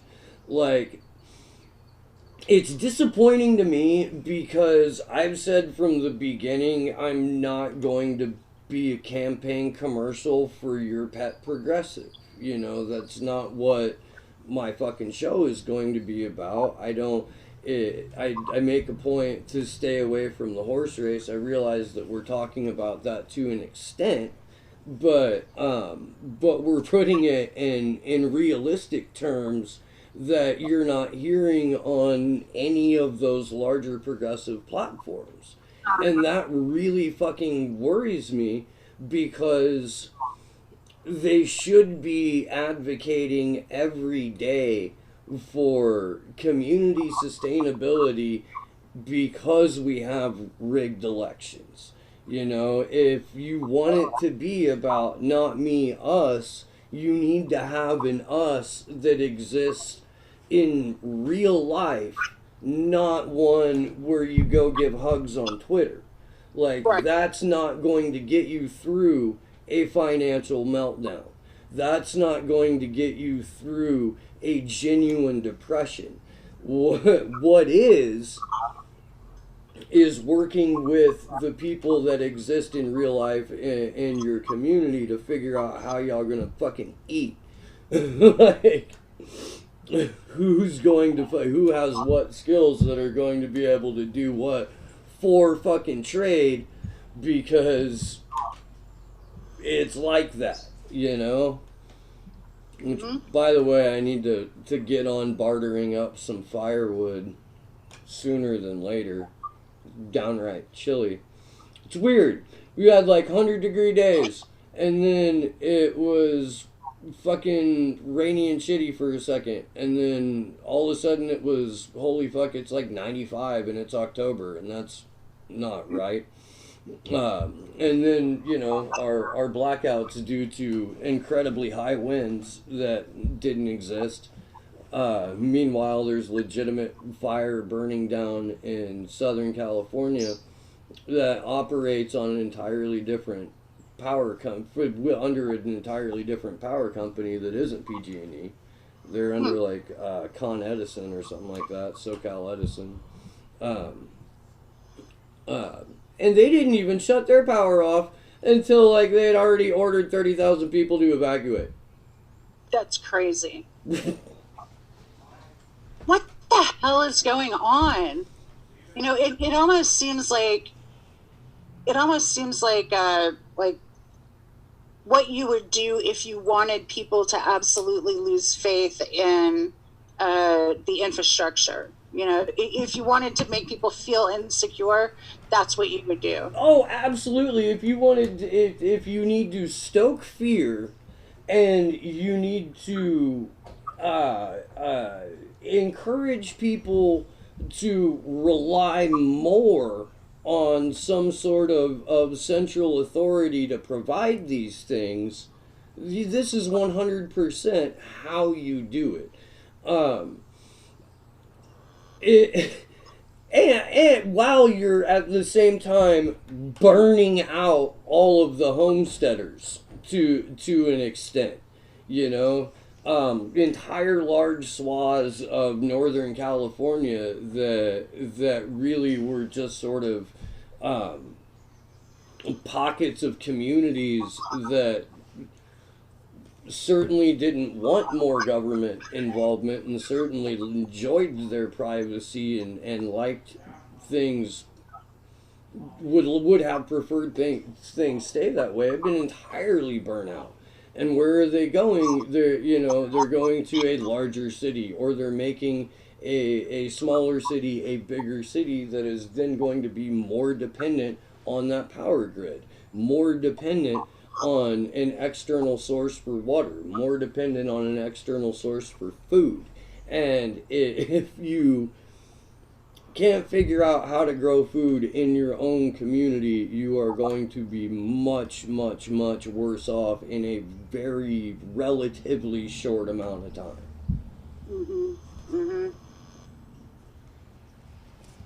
Well, and speaking about making food, I should probably run and grab something. I got to grab something to eat before I get on my show. Yeah. Are you going to do anything for pre-debates this week? I have no idea. I don't know what my I don't know how late I'll be working. I don't know how. I have a fairly good idea of how tired I'm going to be when I get home from work, but I haven't committed to anything. And I have historically participated in a few post-debate shows, if for no other reason than to be like, y'all know it's fucking rigged, right? Here's how and why, and here's doing it, and this is why it doesn't matter if this particular zinger landed on this particular candidate. Um, so I don't know. I mean, but I haven't set a time to do. I haven't made a point to set any time aside for a slow news day thing. Well, if you don't, I'm going to be doing some live casting, probably 6 until 8, something like that. I'm going to have the Bernie or Best guy on, and I need to remember his name. It's Victor something, and I'll tweet this out later today. But I'm going to talk to Victor, and I really want to cover a lot of ground with him, and then maybe just just do a little bit of stuff to put the debate into context, because God, these things are boring and they're bullshit, and it's spectacle, and maybe just providing a little bit of that context before it all starts would increase people's enjoyment of the show. All right. No, I'm down. I'm down to do it. I actually don't. Because you're 3 hours ahead. So depending on what day and when we get out of work, I've not been getting out of work till like 4 o'clock my time, which is 7 your time. So it may not pan out in terms of me actually physically being able to join you. But if I can, I certainly will. Oh, cool. We'll work out the details. And yeah, thanks for having me on today. Like, I feel like I could talk forever about this, this global situation with China and Russia and stuff. I agree. But no, it's 12:30 here. The people that come into the studio to rehearse on Sundays are here, so I gotta go as well. So Brooke, let people know where they can find you, please, and we can wrap. Find me on Twitter at Brook Hines or at Nashville_Brook, and also tonight at 7 o'clock, as on every Sunday night, I broadcast with Progressive News Network from 7 o'clock to 7:30, and look forward to seeing you guys in other places. Hopefully, I will launch that YouTube channel and line of supplements really soon. Here's hoping. I could use a new source for some fucking lion's mane. All right. Well, that will do it for this particular Sunday. Brooke, I can't thank you so much for hanging out with me for it. Much love to everyone in the chat crew who stopped by and participated.